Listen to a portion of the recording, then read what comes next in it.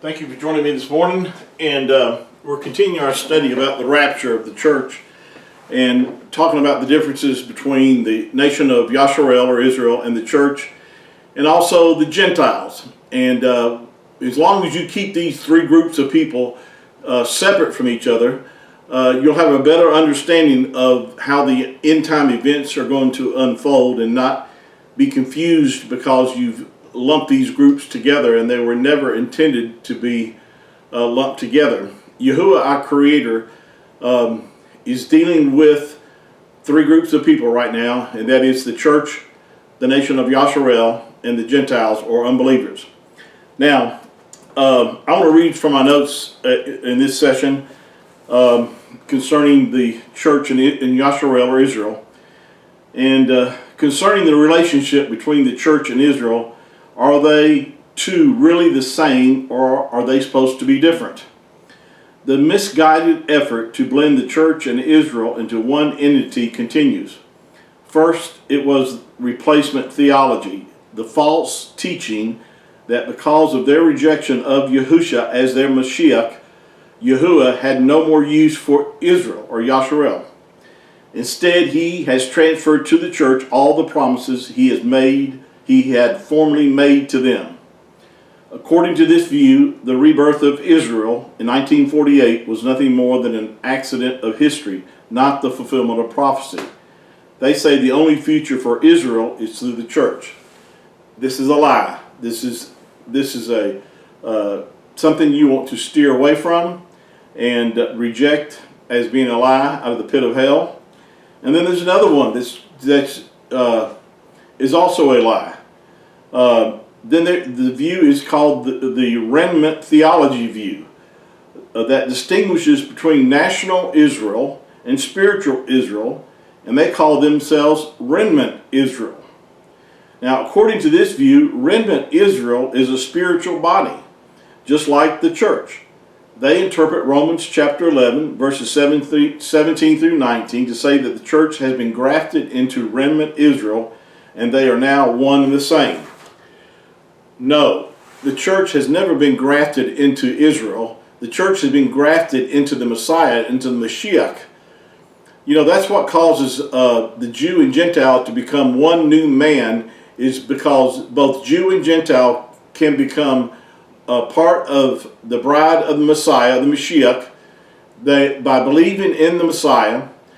As I've shared with you in my past videos, the Mashiach, Messiah, in Matthew chapter 16, declared that he was going to build his kahel, which is the Hebrew word for assembly, and he would build his assembly upon the revelation of who he was.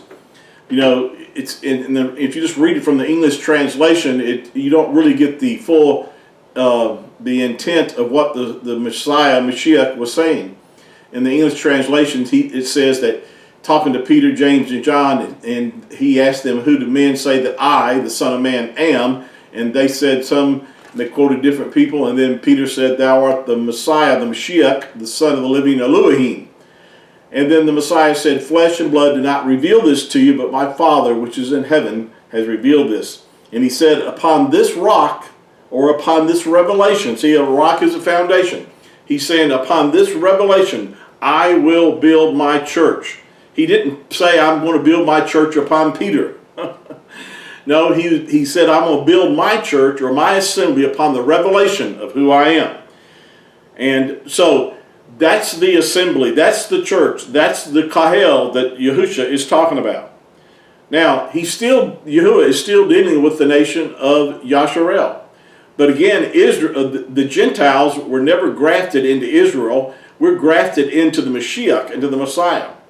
And a Jew can be grafted, or the Jew can become part of the kahel or the church as well if he receives the Mashiach, the Messiah. I know there's a group out there that call themselves Messianic Jewish believers. Well, the term Messianic is not even in the scriptures. It's just, in fact, using that term adds to the confusion because they distinguish themselves from the, quote, church. They separate themselves from the church. And that was never Yahuwah's intention either. His intention is that the Jew and Gentile become one new man in Messiah.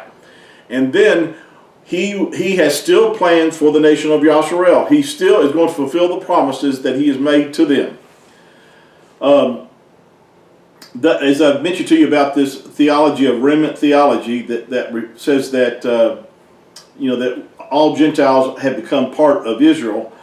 They interpret Romans chapter 11 verses 17 through 19 to say the church has been grafted into, quote, the remnant Israel, and they are now one and the same. These positions all disregard the fact that in creating his Kahal assembly, Yahuwah took some who were formerly Jews and some who were formerly Gentiles and made one new man out of the two. You'll find this in Ephesians chapter 2 verses 14 through 16. Being made new means neither group remains as they were. Did you hear that? Being made new means neither group remains as they were. Paul clarified this in Galatians 3:28 when he said, in the church or in the Kahal, there is neither Jew nor Gentile. Yes, we're all Abraham's seed, but that doesn't mean we're all Israel. In Genesis chapter 12 verse 3, Yahuwah said that all the families, clans, tribes of the earth shall be blessed through Abraham. Hope this helps clears up your thinking, because it's important that you understand these things.